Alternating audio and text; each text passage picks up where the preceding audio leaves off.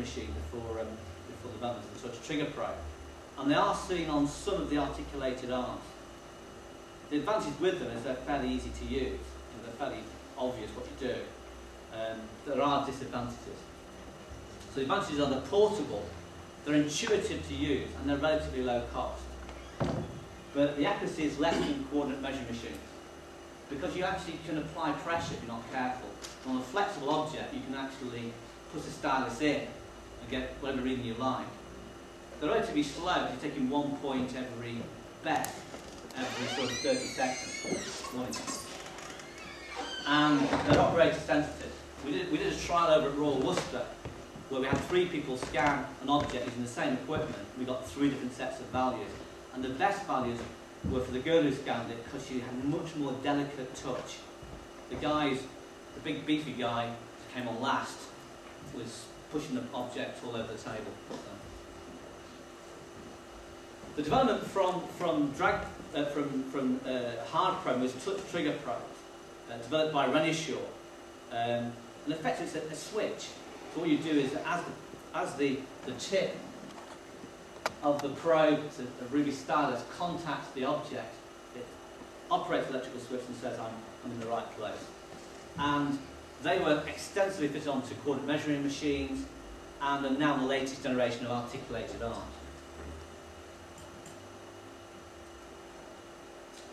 The advantage of touch trigger probing, it's a widely employed technique.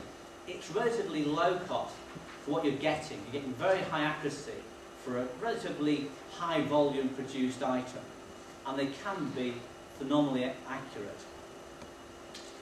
The one disadvantage, you have a low density of points. You don't have many points because you're capturing them one at a time, and that can be a problem on a complex surface.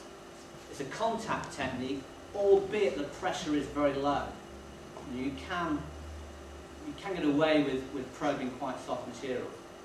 And you need to consider the size of the stylus. The tip of the stylus affects how much resolution you get and if you can get into tight features. Drag probes are really a move into reverse engineering, because they really allow higher volume of points to be captured. And in this case, what we have is a probe which is in contact with the surface for most of the time. So the touch trigger, it hits the surface, bleeps and comes off. With the drag probe, it hits the surface and the drag probe continues across the surface, capturing information all the time. It's an automatic operation, and there's a few suppliers. Renishaw, we have a Renishaw Cyclone, which we can demonstrate this afternoon, but there are other suppliers. The advantage of drag probing is pretty quick, up to 1,000 points a second. You get very dense data, and it's relatively accurate. And it can be fitted on coordinate measuring machines and some machine tools, so you can digitise on an existing milling machine with this sort of technology. It is expensive, and there is contact with the surface, which, unlike touch trigger probing, you've got a continuous contact. So when I was at Warwick, we scanned some parts of the British Museum, and to our horror we left little scratch marks all down this 10,000-year-old plaque. So hopefully they didn't notice, but we could see it in a certain light. They will know this afternoon. Well, yeah. It's actually involving Chris Laurie from Delcam, so his name's on the actual sheet of paper. So your life catches up with yourself. It catches up, you find yourself in trouble for things you did years ago. It is expensive, you get to contact the surface, it's less robust. What I mean is you can damage them. You know, it is possible to damage the probe if you're not careful. A classic example is to drive the probe into something where it's not actually contacting the stylus. I did this recently, and it doesn't make a nice noise when you do that. So, and again, you have to consider the size of the stylus. Let's talk about some non-contact techniques. There's a laser trigger step technique, which really is effectively an optical proximity switch, and they can be wonderfully accurate. They're effectively a touch trigger probe, but without the touching.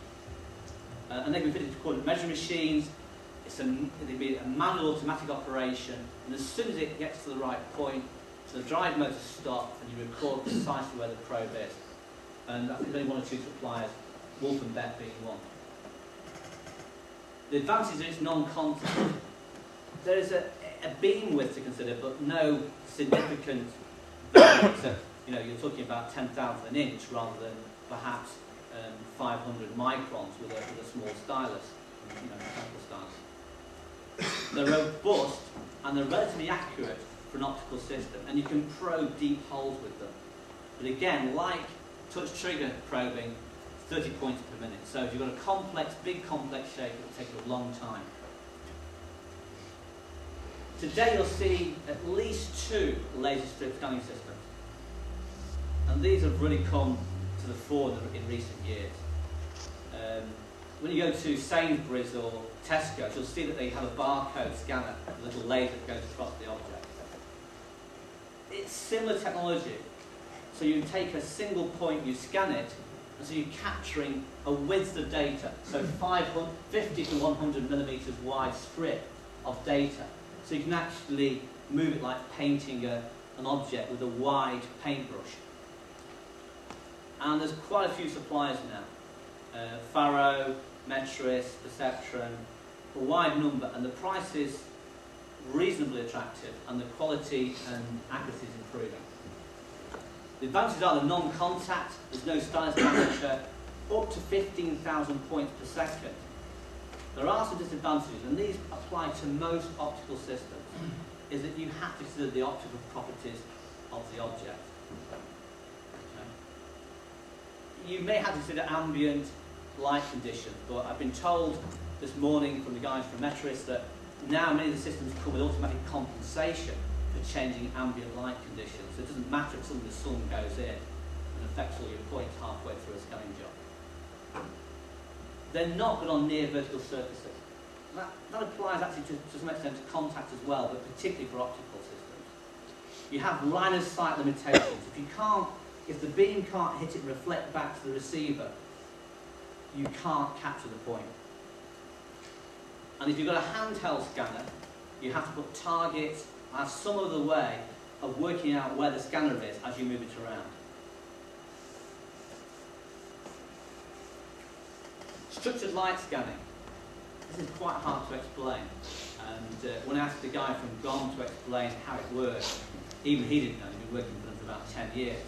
But what we're fair to say is that it projects a series of lines onto the surface of the object. And through some careful processing of the CCD images, it actually can work out that where the line has been bent and manipulated, what the object underneath looks like. That's the best explanation I can give to you, okay, unless somebody wants to propose a better one. No volunteers. Okay.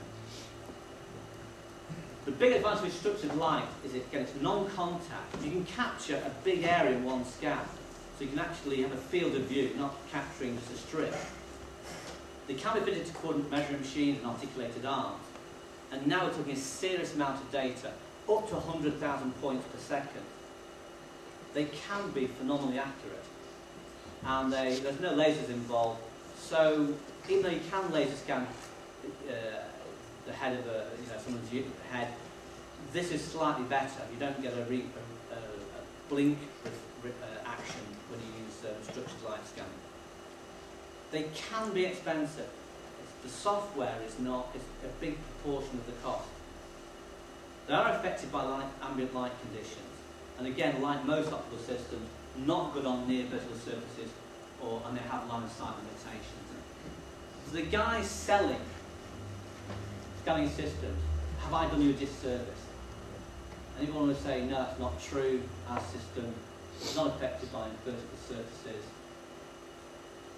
I think you are being a little harsh in that structured light is not necessarily about one camera, one projector. You can have multiple cameras, multiple projectors, and then you get away from the near vertical issues.